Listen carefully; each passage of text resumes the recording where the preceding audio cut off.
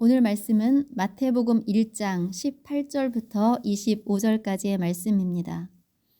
예수 그리스도의 나심은 이러하니라. 그의 어머니 마리아가 요셉과 약혼하고 동거하기 전에 성령으로 잉태된 것이 나타났더니 그의 남편 요셉은 의로운 사람이라 그를 드러내지 아니하고 가만히 끊고자 하여 이 일을 생각할 때 주의 사자가 현몽하여 이르되 다윗의 자손 요셉아 내 아내 마리아 데려오기를 무서워하지 말라. 그에게 잉태된 자는 성령으로 된 것이라. 아들을 낳으리니 이름을 예수라 하라. 이는 그가 자기 백성을 그들의 죄에서 구원할 자이심이라 하니라. 이 모든 일이 된 것은 주께서 선지자로 하신 말씀을 이루려 하심이니 이르시되 보라 처녀가 잉태하여 아들을 낳을 것이요 그의 이름은 임마누엘이라 하리라 하셨으니 이를 번역한즉 하나님이 우리와 함께 계시다 함이라. 요셉이 잠에서 깨어 일어나 주의 사자의 분부대로 행하여 그의 아내를 데려왔으나 아들을 낳기까지 동침하지 아니하더니 낳음의 이름을 예수라 하니라. 아멘. 오늘 말씀은 두 가지 이름 예수와 임마누엘이라는 제목을 가지고 말씀을 나눕니다. 오늘은 대림절 4주입니다. 예수님이 이 땅에 육체로 오신 것을 기념하는 성탄절 전 마지막 주일이에요. 2000년 전에 오신 예수님이 저와 여러분의 주님으로 오셨음을 확신하며 은혜를 누릴 수 있는 대림절이 되기를 간절히 원합니다. 오늘 본문 말씀에서는 예수 그리스도께서 태어나신 배경에 대해서 나오고 있습니다. 예수님의 어머니 마리아가 약혼을 한 상태, 그 상태에서 임신이 된 거예요. 그래서 마리아와 정혼한 요셉은 이 일을 알고 그 관계를 정리하려고 했습니다. 그때 천사가 꿈속에 나타나서 마리아가 임신한 것은 다른 남자와의 관계에서가 아니라 하나님의 뜻이고 하나님이 하신 일이라고 알려주었습니다. 사람의 일이 아니라 성령께서 하신 일이라고 말합니다. 요셉은 마리아를 데려왔고 성령으로 임신된 아들을 낳게 되었죠. 그리고 그의 이름을 하나님의 명대로 예수라고 지었습니다. 오늘 마태복음의 이 이야기를 통해서 우리는 예수님의 두 가지 이름에 대해서 알기를 원하고 또 그 이름의 뜻이 무엇인지 그리고 나에게 어떤 의미로 다가왔는지 알아보는 귀한 시간이 되기를 원합니다. 오늘 읽은 본문의 말씀 18절의 말씀을 다시 읽어보겠습니다. 예수 그리스도의 나심은 이러하니라. 그의 어머니 마리아가 요셉과 약혼하고 동거하기 전에 성령으로 잉태된 것이 나타났더니. 아멘. 예수님이 어떻게 태어나셨는가를 설명하고 있죠.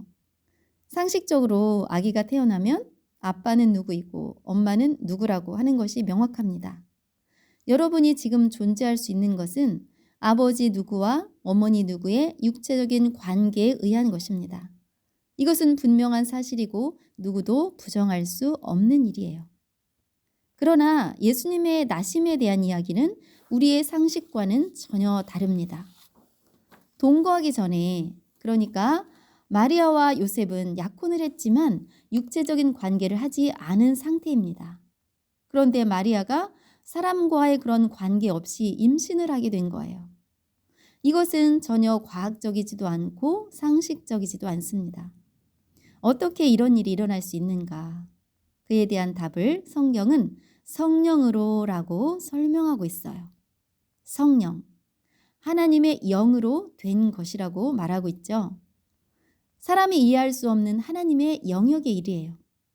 사람은 할 수 없으나 하나님은 하십니다. 만일 하나님이 사람과 똑같다면 우리는 하나님을 믿을 이유가 없어요. 하나님은 천지를 창조하신 분이시고 전능하신 분이십니다. 못하는 일이 없는 분이에요. 인간은 못하는 게 너무 많죠. 우리는 인간의 상식을 넘어서는 일을 신뢰하지 못합니다. 내가 못하니까 하나님도 못한다고 생각하는 거예요. 나의 경험과 지식을 넘어서는 일은 하나님이라도 못한다는 생각이 머릿속에 꽉 차 있습니다. 어떻게 보면 믿지 않는 사람들은 너무 당연한 일이죠. 하나님의 일은 지식과 경험이 아니라 믿음으로밖에 설명할 길이 없습니다. 요셉도 마찬가지예요. 요셉은 마리아와 약혼을 하고 이제 1년 정도의 준비 기간을 가진 후에 마리아를 자기 집으로 데려오려고 했습니다. 그런데 어느 날 갑자기 자기의 약혼녀가 자기와 동거하기도 전에 임신을 했다는 소식에 얼마나 황당했겠어요. 그래서 이 여자랑 결혼은 안 되겠다 생각하고 정리하려고 했죠. 그때 꿈에 천사가 나타나서 너의 약혼녀 마리아를 데려와라. 마리아가 임신하게 된 것은 사람의 일이 아니라 성령으로 된 것이야 라고 말해줍니다. 누가복음 1장 35절의 말씀에서도 성령의 역사에 대한 이야기가 나옵니다. 천사가 대답하여 이르되 성령이 내게 임하시고 지극히 높으신 이의 능력이 너를 덮으시리니 이러므로 나실 바 거룩한 이는 하나님의 아들이라 일컬어지리라. 아멘. 성령이 내게 임하시고 마리아에게 천사를 통해서 하나님이 하신 말씀입니다. 사람의 일이 아니라 성령이 임하셔서 잉태하게 하셨다라는 거예요. 예수께서 이 땅에 육신을 입고 태어나신 것은 하나님의 일입니다. 초자연적인 성령의 역사예요.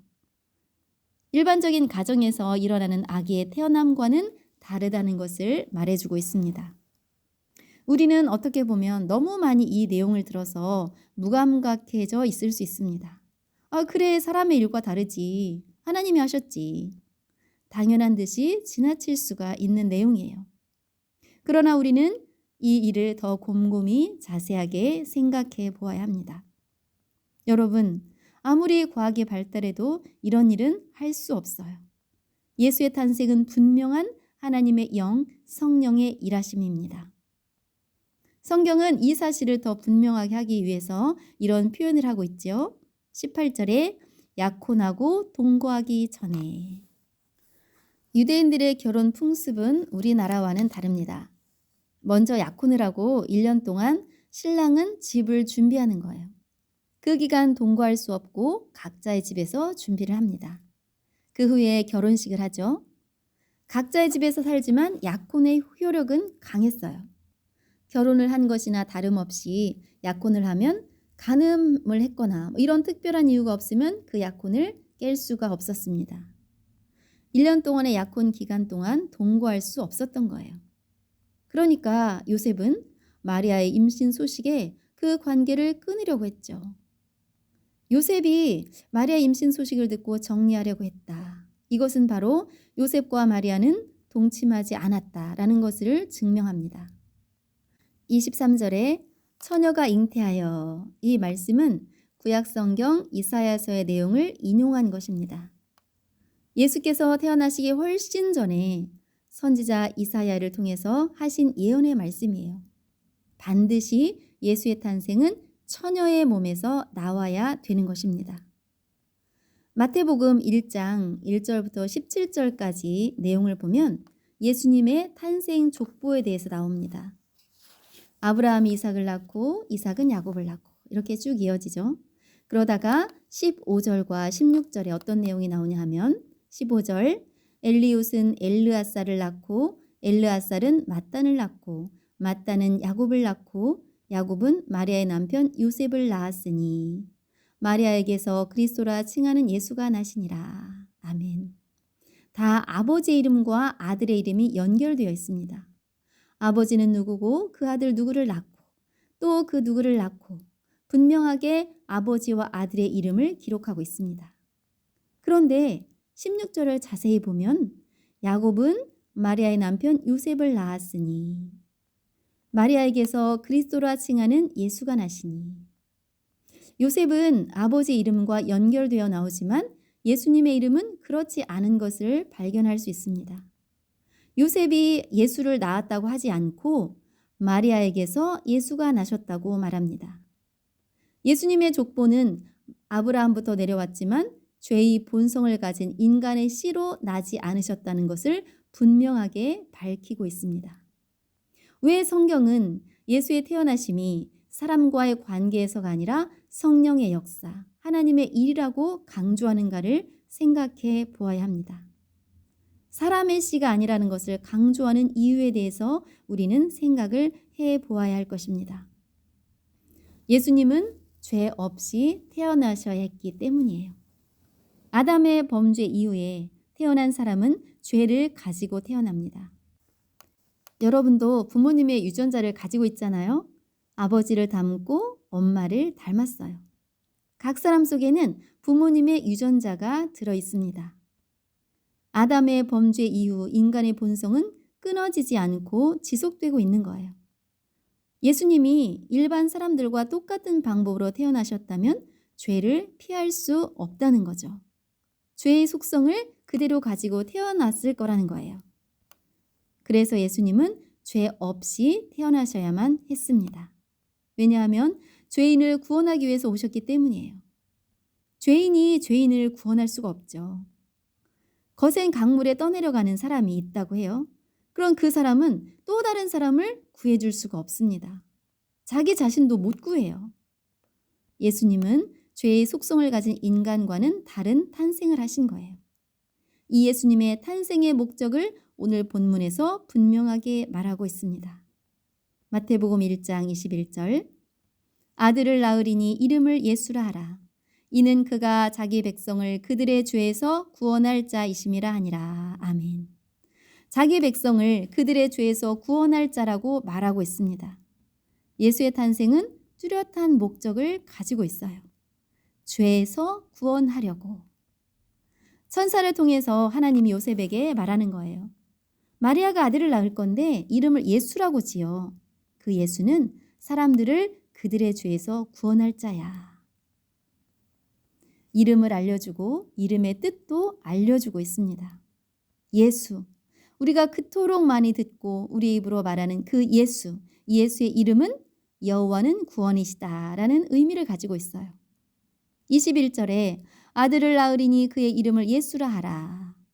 이 말씀대로 요셉은 이름을 예수라고 지었습니다. 25절에 보니까 아들을 낳기까지 동침하지 아니하더니 낳음에 이름을 예수라 하니라. 요셉은 아들의 이름을 예수라고 지었습니다. 히브리서 9장 28절에 보면 이와 같이 그리스도도 많은 사람의 죄를 담당하시려고 단번에 들이신 바 되셨고. 아멘.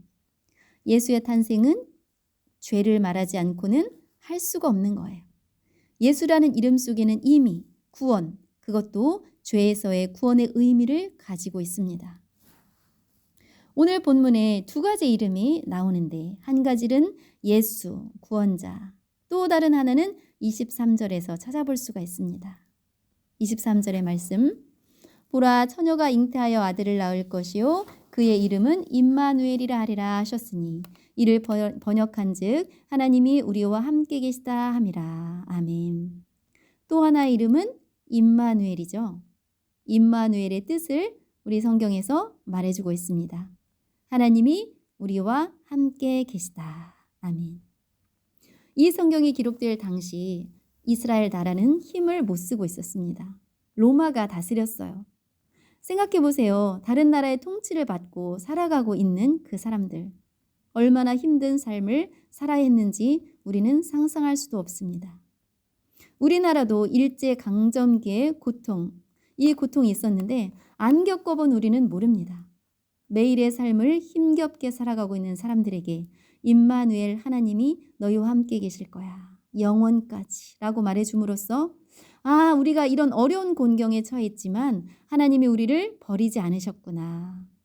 위로의 하나님을 붙잡으라는 것입니다. 많은 사람들이 기억하고 즐기는 성탄절의 주인공, 그분은 이름대로 예수 구원자이시고 이름대로 임마누엘, 우리와 함께 하시는 분이십니다. 구원자 예수 그리스도. 예수님이 태어나시던 당시에 모든 사람들은 구원자를 기다렸습니다. 모든 사람들이 기다렸지만 모든 사람들이 같은 마음으로 기다린 것은 아닙니다. 예수의 오심을 보고 죽으리라는 성령의 지시를 받은 시므온, 또 84세의 나이까지 성전에서 금식하며 기도하던 안나, 이 사람들의 기다림은 오직 그분만을 바라는 믿음의 기다림입니다. 그러나 로마의 통치에서 벗어나게 해줄 구원자를 기다리던 사람들도 많았습니다. 힘으로 정권을 바꿔줄 그 어떤 강력한 지도자를 기다린 거예요. 여러분은 어떤 구원자를 기다립니까? 어떤 구원자를 믿고 있나요? 당장 내 눈앞에 닥친 어려움에서 구원해줄 구원자를 기다리고 있나요? 이것을 기대하지 말라는 게 아닙니다. 먼저는 나를 핏값을 치르고 사신 예수 그리스도, 내 영혼이 죄로 인해 영원히 지옥에서 고통스러워할 일이 없도록 구원해 주신 예수 그리스도, 죄에서 해방시켜 주신 예수 그리스도, 그분이 나의 진정한 구원자이십니다. 예수님은 부활하시고 제자들에게 이런 말씀을 하셨어요. 마태복음 28장 20절의 말씀. 내가 너희에게 분부한 모든 것을 가르쳐 지키게 하라. 볼지어다 내가 세상 끝날까지 너희와 항상 함께 있으리라 하시니라. 아멘. 봐라, 내가 세상 끝날까지 너희와 항상 함께 있을 거야. 나의 영혼을 죄에서 구원해 주신 예수님은 우리와 항상 함께 하십니다. 우리가 잘 몰라서 그래요. 우리가 믿음이 없어서 그래요. 우리와 동행하십니다. 근데 어떤 사람들이 이렇게 말하죠. 내 눈에 안 보이는데요. 여러분, 공기가 눈에 안 보여도 우리는 공기를 마시고 있습니다. 눈에 안 보여도 공기는 늘 내 곁에 존재합니다. 세상 끝날까지 함께 하신다는 것은 어떤 한순간만을 말하는 게 아니에요. 내가 즐거울 때에도 슬플 때도 몸이 아플 때도 건강할 때에도 내가 바쁠 때에도 한가할 때도 마음이 괴로울 때에도 언제나 함께 하십니다. 우리의 눈으로 주님을 봤으면 좋겠죠. 그러나 눈에 보이지 않지만 분명 여러분 각자에게 임하고 계십니다. 나의 영혼의 구원자 예수 그리스도, 세상 끝날까지 함께 해주시는 예수 그리스도, 그분의 오심이 저와 여러분의 기쁨과 감사가 되기를 간절히 축원합니다.